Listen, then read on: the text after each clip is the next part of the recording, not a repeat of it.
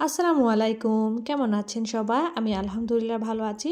নতুন আরেকটি ভিডিওতে আপনাদের সবাইকে স্বাগতম। আজকের ভিডিওটি আমি সকাল থেকে শুরু করেছি। আপনারা আমার ভিডিওগুলো কে কোথা থেকে দেখছেন কমেন্ট করে জানাবেন। আমার ভিডিওটা যদি আপনাদের ভালো লাগে থাকে আপনারা লাইক, কমেন্ট, শেয়ার করবেন আপনার ফ্রেন্ডস এবং ফ্যামিলির সাথে। আজকে আমি সকালের নাস্তাটা খুবই সিম্পলভাবে নুডলস আর চা দিয়ে করেছি।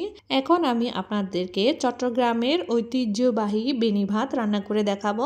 অনেকে হয়তো এটা চিনে থাকেন, যারা চট্টগ্রামে তারা অবশ্যই চিনবে। এই জন্য আমি প্রথমে একটা হাঁড়িতে রস নিয়ে নিয়েছি।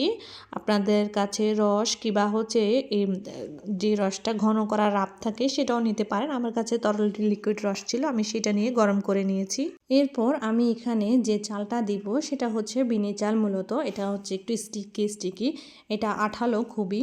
এটা দেওয়ার পরে যতক্ষণ পর্যন্ত এটা সিদ্ধ না হবে ততক্ষণ পর্যন্ত আমি একটু একটু করে রান্না করব। আর এখন আমি এতে দিয়ে নিব পরিমাণ মতো কিশমিশ, বাদাম, নারকেল কোরানো, সামান্য ফ্লেভারের জন্য দিয়ে নিব এলাচ। এটা জাস্ট ফ্লেভারের জন্য, আপনারা চাইলে না দিতেও পারেন। এই বিনি ভাতটা মূলত শীতকালে রান্না করা হয় আর এটা খেতে খুবই মজা। এটা বিশেষ করে রস দিয়ে রান্না করা হয় তাকে। আপনারা যারা চট্টগ্রাম অঞ্চলের আছেন তারা অবশ্যই বুঝতে পারবেন এটা কি বা কীভাবে রান্না করে। এটা খেতে খুবই মজা হয়ে থাকে। কিছু কাপকেক বসিয়ে দিয়েছি, এটা হচ্ছে আমার বাচ্চাদের জন্য, বাচ্চারা খেতে খুব বেশি পছন্দ করে। আর এর পরদিন সকালবেলা আমি চলে গেলাম হসপিটালে। আমার বাচ্চা খুব বেশি অসুস্থ ছিল, দুদিন ধরে খুব ঘন ঘন জ্বর আসছিল, তাই আমি চলে গেলাম ইম্পেরিয়ালে কিছু টেস্ট করাবো ভেবেছি। আপনারা হয়তো অনেকেই চেনেন এই ইম্পেরিয়াল হসপিটালটা, অ্যাপোলো ইম্পেরিয়াল। এটা হচ্ছে চট্টগ্রাম চক্ষু হাসপাতালের পাশেই অবস্থিত। এটা খুব অত্যাধুনিকভাবে তৈরি করা হয়েছে, বিশেষ করে বিদেশি ডাক্তার বিভিন্ন দেশ থেকে এখানে আসে। এটা সেবাও খুবই ভালো। ওয়াও, দেখছো টর্টয়েস, দেখেছ টার্টেল।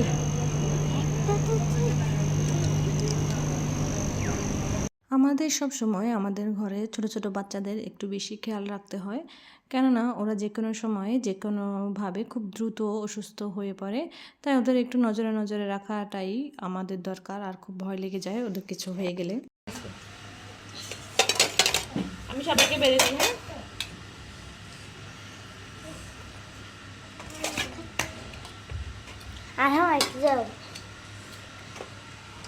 আর বাচ্চারা তো আছে সবসময় নানুর বাড়িতে বেড়াতে যাবে, নানুর বাড়িতে খাওয়া দাওয়া করবে। বাচ্চাদের বায়নার তো শেষ নেই।